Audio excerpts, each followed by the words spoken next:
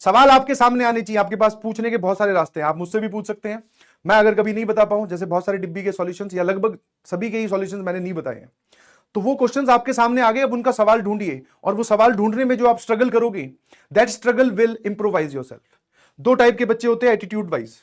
एक, जिसके क्लास के सारे एग्जांपल सॉल्व हो गए, एकदम हैप्पी हैप्पी फील कर रहा है, जिसके सामने और क्वेश्चंस नहीं आए तो वो खुश है, उसका टॉपिक एकदम स्ट्रांग है, वो एकदम मजबूत फील कर रहा है। दूसरा, दूसरे टाइप के बच्चे से सारे क्वेश्चंस क्लास में तो सामने आए ही आए, साथ में कुछ ऐसे क्वेश्चंस भी सामने आ गए जिसमें हम स्ट्रगल कर रहे हैं, हम उनका आंसर कहीं ढूंढ रहे हैं, सॉल्व कर रहे हैं, नहीं सॉल्व हो रहे, एक दिन देखा, दो दिन देखा, डाउट में पूछ रहे हैं, धीरे धीरे पता चल रहा है। कौन सा एटीट्यूड बढ़िया है, पहले वाला कि दूसरे वाला? अगर स्टूडेंट पॉइंट ऑफ व्यू से सोचोगे तो पहले वाला पोजीशन बढ़िया है, क्योंकि उसके दिमाग में कोई डाउट ही नहीं है, वो बोलेगा कि सवाल के क्लास के सारे सवाल तो सर ने समझा दिए, अब और सवाल क्या है, कुछ नहीं होता है, बोले मेरा टॉपिक स्ट्रांग है।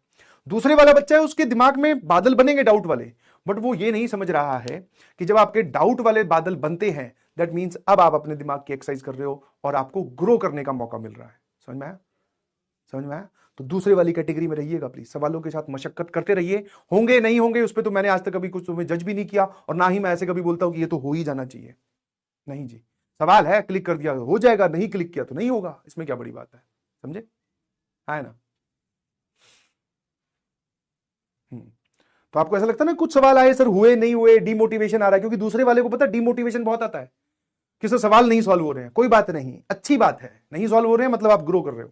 सारे सॉल्व हो जाएंगे तो भैया तुम या तो मतलब उस कैटेगरी में पहुंच गए हो जहां पर आपको सब आता है, उसमें तो आज तक तुम्हारे टीचर्स नहीं पहुंच पाए, तो तुम कहां से पहुंचोगे? मत, या फिर दूसरी कैटेगरी होती है कि आप ग्रो कर रहे हैं। ठीक है? एक बोल रहा है सर ये सिंगेज का क्वेश्चन है इस पे ज्ञान पहले भी दिया था, फिर दे देता हूं। जितने भी क्वेश्चंस आप पढ़ रहे हैं और जो आपके सिलेबस में पढ़ाया जा रहा है, दीज आर नथिंग बट पुराने टाइम पे आईआईटी का पूछा हुआ सवाल। समझ में? कभी आपने सोचा है कि ये सिलेबस बना कैसे? क्योंकि सिलेबस के नाम पर आईआईटी ने क्या रिलीज कर रखा है? एनसीईआरटी। सिलेबस को उठा के देखोगे तो उसमें ऐसा लिखा होता है कि मैं घोड़े भागता हुआ शैडो वाला सवाल भी पूछूंगा, फिर मैं ऐसे पानी डालने वाला सवाल भी पूछूंगा, नहीं बोला ना ऐसा कुछ भी।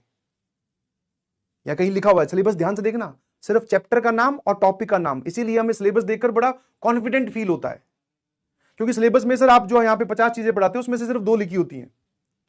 तो बेसिकली सर आप ये क्या पढ़ा रहे हो? तो थ्रू आउट द टाइम जो जो आईआईटी ने पूछते गए उस टाइप के सवाल या वो सवाल लाकर आपके लिए सिलेबस का पार्ट बनता गया।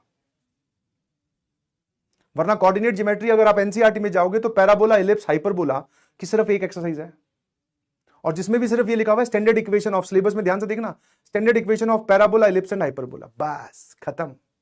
तो सर स्टैंडर्ड तो आप अगर बात करो तो 15 मिनट में पढ़ा दूं पूरी कोऑर्डिनेट ज्योमेट्री एनसीईआरटी के हिसाब से, तो फिर सर वो क्या है?